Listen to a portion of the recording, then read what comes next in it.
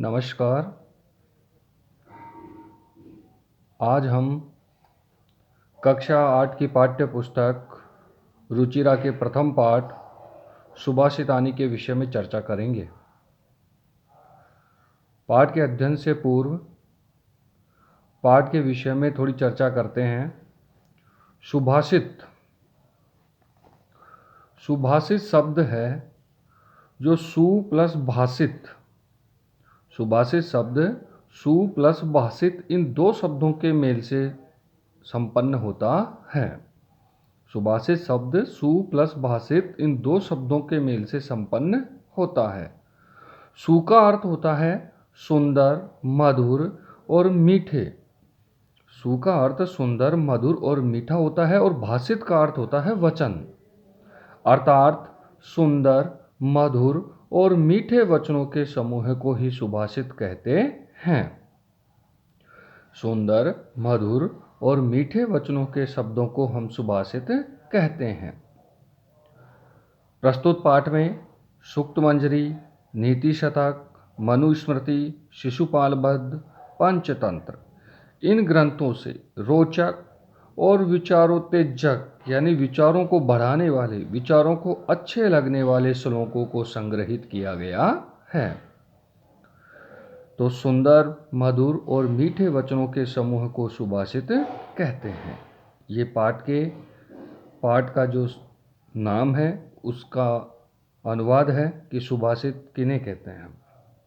पहला जो श्लोक है इसमें जो है, गुणा गुणगेषु गुणा भवन्ति ते निर्गुणं प्राप्य भवन्ति दोषाः सुस्वादतोया प्रवहन्ति नदः समुद्रम आसाद्य भवन्ति अपेया। बहुत ही सुंदर श्लोक है। एक एक शब्द का अर्थ बता रहा हूँ। देखिए, गुणा यानी गुण, गुणगेषु यानी गुणवान व्यक्ति में, भवन्ति यानी होते हैं, तो गुणः वे गुण कहलाते हैं। गुण गुणवान व्यक्ति में होते हैं तो वे गुण कहलाते हैं।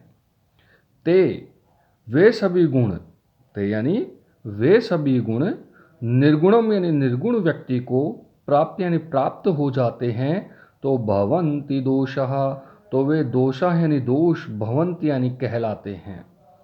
वे सभी गुण निर्गुण व्यक्ति को प्राप्त हो जाते हैं तो वे दोष कहलाते हैं। गुण गुणवान व्यक्ति में होते हैं तो वे गुण कहलाते हैं। वे सभी गुण निर्गुण व्यक्ति को प्राप्त हो जाते हैं तो वे सभी दोष कहलाते हैं। सुस्वादतोया प्रवहन्ति नदः, प्रवहन्ति यानी बहती हुई, नद यानी नदी का, तोय यानी जल, बहती हुई नदी का जल, सुस्वाद यानी स्वादिष्ट होता है, मीठा होता है, पीने योग्य होता है। बहती हुई नदी का जल स्वादिष्ट, पीने योग्य और मीठा होता है। समुद्रम आसाद्य भवन्ति अपेया, लेकिन समुद्रम यानी समुद्र को, आसाद्य यानी प्राप्त कर लेने पर, लेकिन वही नदी का जल समुद्र को प्राप्त कर लेने पर भवन्ति अपेया, अपीने योग्य हो जाता है। लेकिन वही नदी का जल समुद्र को प्राप्त हो जाने पर वह अपीने योग्य हो जाता है।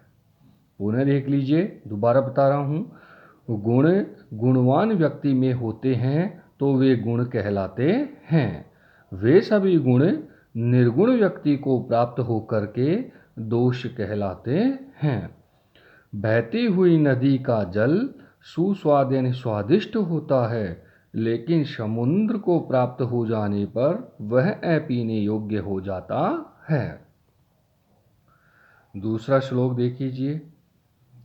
साहित्य संगीत कला विहीन, साक्षात पशु पुच्छ विषाणहीन, तृणम न खादन्नपि जीवमान, तद्भाग्यदेयम परम पशूनाम। देखिए, साहित्य, संगीत, कला से विहीन यानी हीन मनुष्य, साहित्य, संगीत और कला से हीन मनुष्य साक्षात रूप से पूछ, विषाण यानी सींग से, हीन यानी रहित, पशु यानी पशु के समान होता है।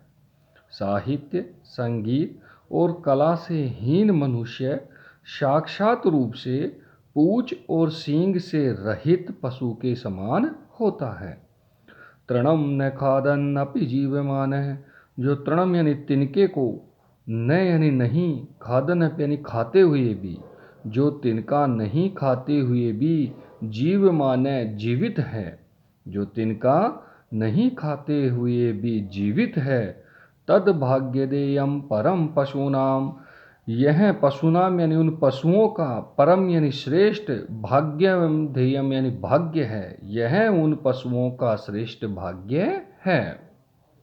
पुनः देखिए, साहित्य, संगीत और कला से हीन मनुष्य साक्षात रूप से पूंछ और सींग से रहित पशु के समान है, जो तिनका न खाते हुए भी जीवित है, यह उन पशुओं का श्रेष्ठ भाग्य है। अगले श्लोक का अर्थ देखिए, बहुत ही सुंदर श्लोक है। लुब्धस्य नश्यति यश पिशुनस्य मैत्री, नष्ट क्रियस्य कुलम अर्थ परस्य धर्म, विद्याफलम व्यसिन कृपणस्य सौख्यम, राज्यम प्रमथ सचिवस्य नराधिपस्य। बहुत ही सुंदर ज्ञानवर्धक श्लोक है। देखिए, लुब्धस्य, लुब्ध का अर्थ होता है लालची। लुब्धस्य यानी लालची व्यक्ति का, यश यानी मान सम्मान, नश्यति यानी नष्ट हो जाता है। लालची व्यक्ति का मान सम्मान नष्ट हो जाता है। पिशुनस, पिशुन का अर्थ होता है चुगलखोर, चुगलखोर की मैत्री यानी मित्रता नष्ट हो जाती है। लालची व्यक्ति का मान सम्मान नष्ट हो जाता है, चुगलखोर की मैत्री यानी मित्रता नष्ट हो जाती है। नष्ट क्रियस्य कुलय, क्रियस्य यानी जिसकी क्रियाएं नष्ट हो जाती हैं, अर्थात जो बुरी क्रियाओं में लिप्त हो जाता है, उसका कुल, कुल यानी वंश, उसका वंश ही नष्ट हो जाता है। जिस मनुष्य बुरी क्रियाओं में लिप्त हो जाता है, उसका वंश नष्ट हो जाता है। अर्थ परस्य धर्म, परस्य यानी दूसरों के, अर्थ यानी धन की ओर देखने वाले का, धर्म यानी धर्म नष्ट हो जाता है। जो दूसरों के धन की ओर देखता है, उसका धर्म नष्ट हो जाता है। विद्या फलम व्यसिन, व्यसिन का अर्थ होता है बुरी आदत वाला मनुष्य, आलसी मनुष्य। तो जिसकी आदतें बुरी हो गई हैं या जो आलसी हो गया है, ऐसे मनुष्य को विद्या फलम, विद्या का फल नष्ट हो जाता है। ऐसे मनुष्य का विद्या का फल नष्ट हो जाता है। कृपणस्य सौख्यम, कृपण का अर्थ होता है कंजूस, यानी कंजूस व्यक्ति की सौख्यम यानी सुख नष्ट हो जाता है, कंजूस व्यक्ति के सुख नष्ट हो जाते हैं। राज्यम प्रमथ सचिवस्य नराधिपस्य, नराधिपस्य यानी जिस राजा के, प्रमथ यानी आलसी, बुरी आदतों से युक्त, सचिव यानी मंत्री होते हैं, उस राजा का राज्यम यानी राज्य भी नष्ट हो जाता है।